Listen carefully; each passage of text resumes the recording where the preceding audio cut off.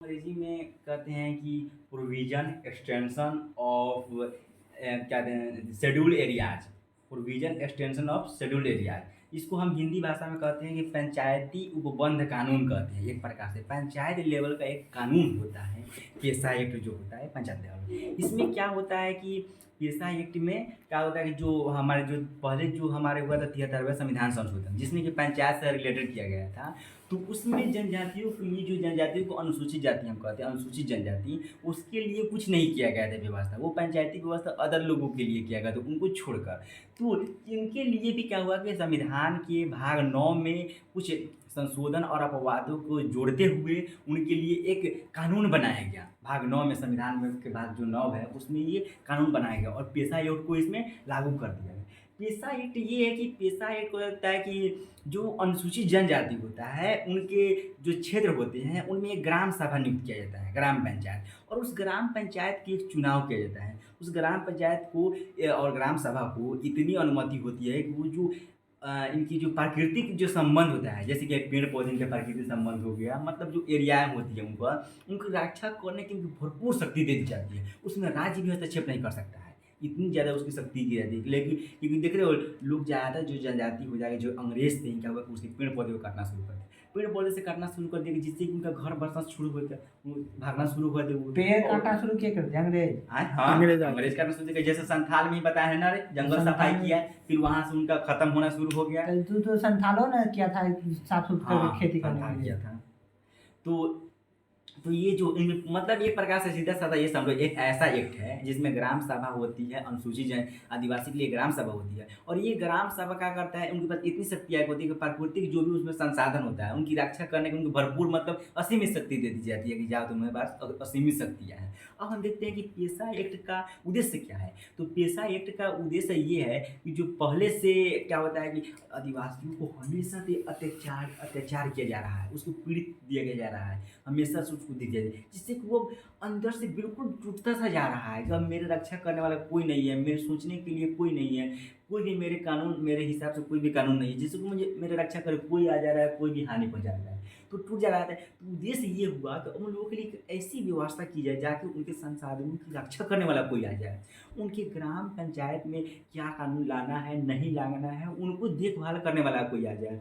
उनकी शिक्षा में व्यवस्था को सुधारने के लिए भी कोई व्यवस्थाएं की जाए। फिर बाहरी व्यक्तियाँ उनमें न घुस के उनकी व्यवस्थाएं की जाएँ। फिर उनके लिए यदि कौन मतलब काम होना चाहिए आदिवासी क्षेत्र में नहीं होना चाहिए इस पर भी व्यवस्था की है। ये सारे हमें उद्देश्य मिला कि पेशा एक्ट में हम क्या उद्देश्य होना चाहिए। उसके बाद देख सकते हैं कि पेशा एक्ट लागू करने वाला तत्काल राज्य देख सकते हैं। तो हाल में ही अभी द्रौपदी मुर्मू जी गई थी शहडोल शहडोल मध्य प्रदेश राज्य में है एक शहडोल। तो उसमें उन्होंने गया जो अभी उनका जन्म हुआ था 15 नवंबर 2022 को वो गए थे शहडोल मध्य प्रदेश में जहाँ पर 2022 को हाल में ही हो गए थे। देखिए द्रौपदी मुर्मू अभी ना राष्ट्रपति है तो 2022 में 15 नवंबर को जन्म होता है बिरसा मुंडा जी का।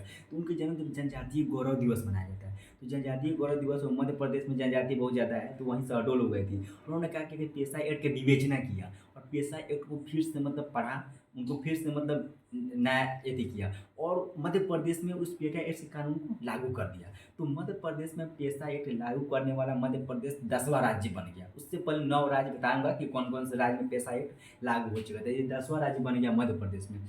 मध्य प्रदेश में 10वां राज्य बन जाने से मध्य प्रदेश के जो अनुसूचित जनजाति की जनसंख्या है जो अनुसूचित जाति के जो क्षेत्र है उनको एक विशेष दर्जा मिल गया एक विशेष शक्तियाँ मिल जाएगा अपनी शक्तियों को रक्षा करने के लिए। और हम उनकी जो मतलब कोई भी उनके कानून पास करना हो तो उनकी एक विशेष शक्तियाँ मिलेगी। इस शक्तियों को न कानून मतलब न राज हस्तक्षेप कर सकता है नहीं कोई हस्तक्षेप करता है उनको संविधान के तहत एक अधिकार दे दिया गया। अब देखते हैं कि पेशा एक्ट लागू होने के बाद मध्य प्रदेश की जो स्थिति कैसी पहुँचा दी। तो सबसे पहले पहला स्थिति देखेंगे मतलब ग्राम पंचायत अब क्या क्या काम करेगी क्या क्या रोक लगा सकती है ये चीज़ों पर देखते हैं। तो प्रथम क्या है कि गाँवों में मेले का प्रबंध करना हो कुछ मेला लगाना हो समारोह करना हो तो ग्राम पंचायत करेगी। दूसरा ये हो जाएगा कि गाँव का विकास का अगर कोई कार्य योजना बनाना हो तो ग्राम पंचायत ग्राम सभा या ग्राम पंचायत उस कार्य योजना को देखेगी। तीसरा हो जाएगा कि अगर कोई व्यक्ति कोई उसके भूमि को हड़पने की कोशिश कर रहा हो तो हड़पने से पहले ग्राम सभा से उसको अनुमति लेनी पड़ेगी। चौथा ये हो जाता है कि जो ग्राम सभाएँ हैं उसमें उसकी अनुमति के बिना कोई भी शराब की दुकानें नहीं खोल सकता है और जब तक उसकी अनुमति ना हो कोई भी उसमें दुकानें नहीं लगाया जा सकता है।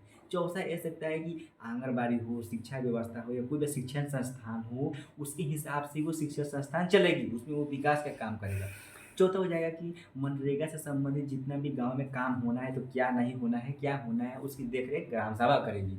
उसके उसके बाद ले सकते हैं कि ग्राम सभा किसी भी मज़दूर को अगर कार्य की ज़रूरत पड़ती है, मज़दूरी की उनकी ज़रूरत पड़ती है, तो उनकी मतलब कार्य को करने के लिए मतलब उनके हिसाब से एक व्यवस्था करेगी, जहाँ से वो सभी लोग काम करेंगे, अपना जीवन यापन करेंगे। फिर उसके बाद देखते हैं कि जो ये ग्राम सभाएँ होती हैं, वो कोई भी अगर शराब की दुकानों को बंद करवाने का काम करेगी। अगर लेकिन कोई शराब की दुकान खोल देता है, तो 45 दिनों तक अगर ग्राम सभा से कोई नहीं आती है कि रोक-टोक नहीं आती है, तो उसको समझ जाना चाहिए कि ग्राम सभा इसको अनुमति नहीं दे रही है, तो उसको हटा लेना पड़ेगा। तो ये सारी वो कार्य योजनाओं को वो देखेगी। फिर देखेगी कि ग्राम सभा देखेगी अगर किसी को काम करने के हिसाब से बाहर जाना है गाँव से, तो उसको अनुमति लेनी पड़ेगी। फिर अंदर किसी को आना है तो अनुमति लेनी पड़ेगी, क्योंकि यहाँ सुरक्षा का मामला उनका होता है। कोई भी और फिर कोई योजना भी बनाना हो, जैसे कोई टेंडर आया, जैसे गाँव की भूमि की ज़रूरत है, इतना भूमि पर मुझे बनाना है, तो उसकी अनुमति पहले ग्राम सभा से लेनी पड़ेगी, बंद कर दो, उसकी अनुमति ग्राम सभा से लेनी पड़ेगी। फिर क्या होता है कि अगर गाँव की किसी उस जनजातीय के गाँव में से किसी भी व्यक्ति को अगर केस कर दिया जाता है, एफआईआर कर दिया जाता है, तो पुलिस स्टेशन से ग्राम सभा में वो सूचना दी जाएगी कि इस व्यक्ति पर ये केस हुआ है। इस सारे अधिकार उसको प्राप्त कर दिए गए हैं। उसके बाद हम देखते हैं कि अब उद्देश्य हो गया, परिचय दे दिए, उद्देश्य दे दिए, क्या-क्या काम करेगी, किस राज्य में लागू हो गया। अनुसूचित क्षेत्र क्या है? अनुसूचित क्षेत्र कैसा होता है? अनुसूचित क्षेत्र एक ऐसा क्षेत्र होता है जहाँ पर अनुसूचित जनजाति रहने का एक निवास होता है। उसको एक सीमित कर दिया गया, ये क्षेत्र इन्हीं के लिए है और उसी में ये ग्राम पंचायत की व्यवस्थाएँ लगाई गई और एक सीमित शक्तियाँ प्रदान कर दी गई। अब अनुसूचित जो जनजाति 10वां राज्य 12वां राज्य 10वां राज्य मध्य प्रदेश, उससे पहले कौन था? झारखंड हो जाएगा, छत्तीसगढ़ हो जाएगा, उड़ीसा हो जाएगा, राजस्थान हो जाएगा, महाराष्ट्र हो जाएगा। ये सब जो सारे राज्य हैं, ये सारे राज्य में भी ये पैसा एक्ट लागू हो चुका था। बस हो गया।